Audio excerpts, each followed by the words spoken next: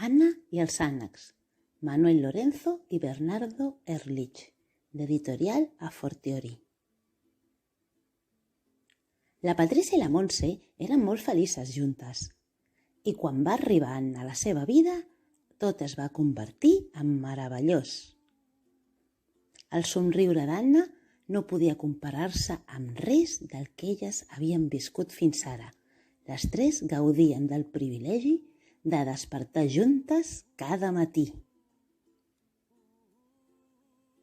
Anna creixia molt ràpid, molt més de pressa del que a elles els hi hagués agradat.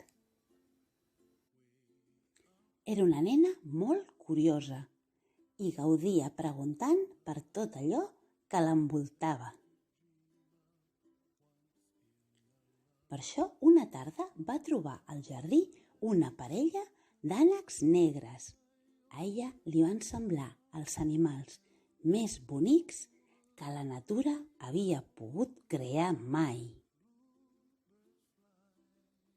I ràpidament van formar part de la seva vida. Els alimentava, els cuidava, jugava amb ells i fins i tot, en ocasions, els incordiava per tal de que no s'avorrissin mai.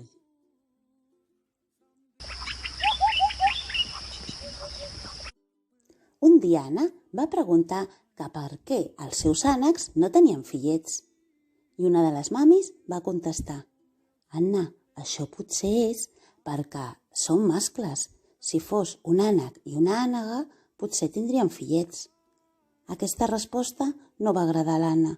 Es va posar una miqueta trista perquè a ella li agradaria que els seus aneguets tinguessin una família.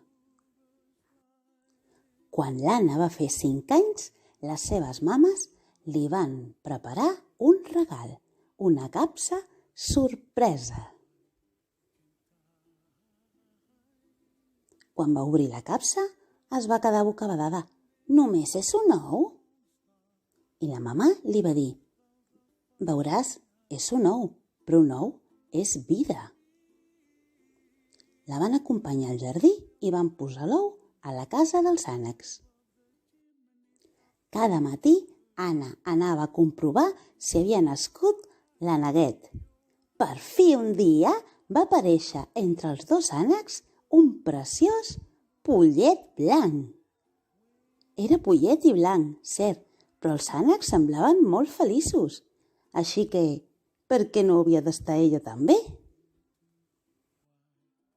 Quan el pollet es va fer una mica més gran, sortia sempre amb els seus papes pel bosc a caminar i a veure la natura. Formaven una família molt maca.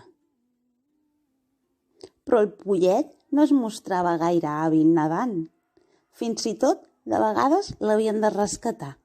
En canvi, era un crac agafant insectes al vol. Tenia unes habilitats una miqueta diferents a les dels seus pares. El pollet cada vegada creixia més. Al final era més alt que els seus pares, perquè aquest pollet es va fer una gallina.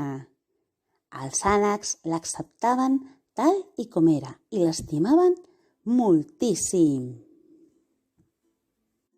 L'Anna va dir: «Són molt diferents, però busquen estar a prop, es mimen i juguen junts.